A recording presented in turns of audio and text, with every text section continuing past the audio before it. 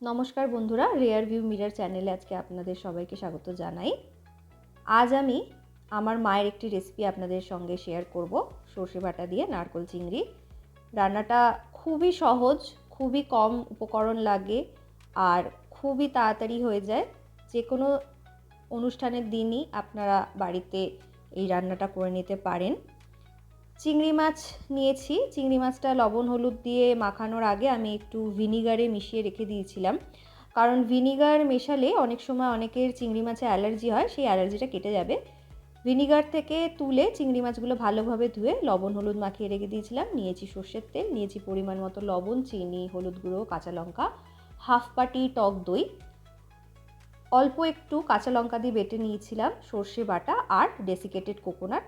Desiccated কোকোনাটের জায়গায় আপনারা fresh নারকোলও use করতে পারেন। রান্নাটা খুবই চটজলদি একটা রান্না, কিন্তু এত অপূর্ব খেতে হয় যে আপনারা বাড়িতে করে একবার খেলেই বুঝতে পারবেন। এবারে একটা বড় বাটি নিয়ে নিচ্ছি। বাটিতে আমি যে লবণ হলুদ মাখিয়ে রেখে দিয়েছিলাম চিংড়িগুলো, সেগুলো তুলে নিয়ে নিচ্ছি। এবার এক এক করে বাকি সমস্ত উপকরণগুলো আমি চিংড়ি মাছের সাথে মেখে নেব। আমি এখানে প্রত্যেকটা কাঁচা লঙ্কাই ফাটিয়ে দিচ্ছি। এই রান্নাটা একটু ঝাল ঝাল খেতেই ভালো লাগে। যদি আপনারা বেশি ঝাল পছন্দ না করেন তাহলে আপনারা গোটা কাঁচা লঙ্কা দেবেন, তবে কাঁচা লঙ্কা অবশ্যই ব্যবহার করবেন, কারণ কাঁচা লঙ্কা দিলে এর স্বাদটা আরও ভালো হবে। বাকি সমস্ত উপকরণগুলো দিয়ে দিলাম লাস্টে সর্ষের তেল। এই রান্নায় কিন্তু শুধুমাত্র সর্ষের তেলই ব্যবহার করবেন, অন্য কোনো তেল কিন্তু এর সাথে ভালো লাগবে না। বেশ ভালো করে উপর নিচ করে হাত দিয়ে মেখে নিয়েছি। মেখে 10 মিনিটের জন্য আমি ঢাকা দিয়ে রেখে দিলাম। 10 মিনিট পর ফ্রাইং প্যান ইন্ডাকশানে বসিয়ে দিয়েছি। তার মধ্যে দিয়ে দিয়েছিলাম 1 টেবিল চামচের থেকে অল্প একটু বেশি পরিমাণে সর্ষের তেল। তার মধ্যে ফোড়নে আমি দিয়েছি কাঁচা লঙ্কা আর কালো জিরে হাফ টিস্পুন। বেশ কিছুক্ষণ ফোড়নটা নাড়াচাড়া করে নেওয়ার পর মশলা মাখানো যে চিংড়িগুলো, সেগুলোকে ভালোভাবে ছেঁকে তেলের মধ্যে দিয়ে দিয়েছি। দিয়ে খুব ভালোভাবে নাড়াচাড়া করছি। দেওয়া মাত্রই কিন্তু জল বেরোতে শুরু করে দেবে, এই সময় ফ্লেমটা একদম হাই রাখবেন।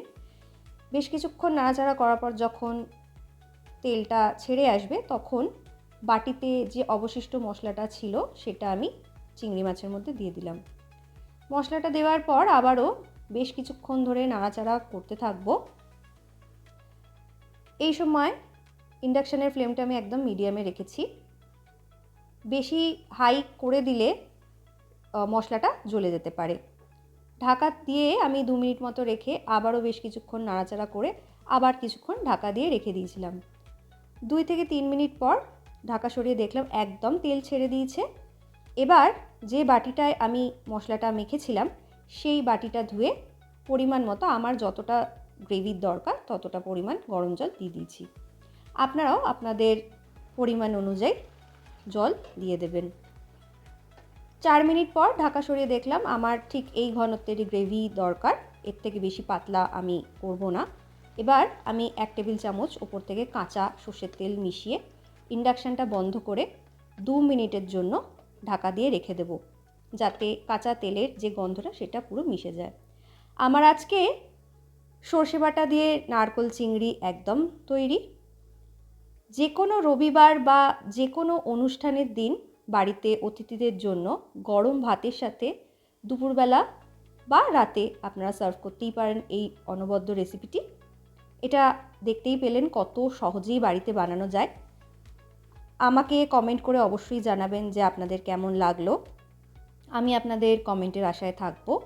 আমার চ্যানেলটা সাবস্ক্রাইব করতে একদমই ভুলবেন না। খুব ভালো থাকবেন, সুস্থ থাকবেন। ধন্যবাদ।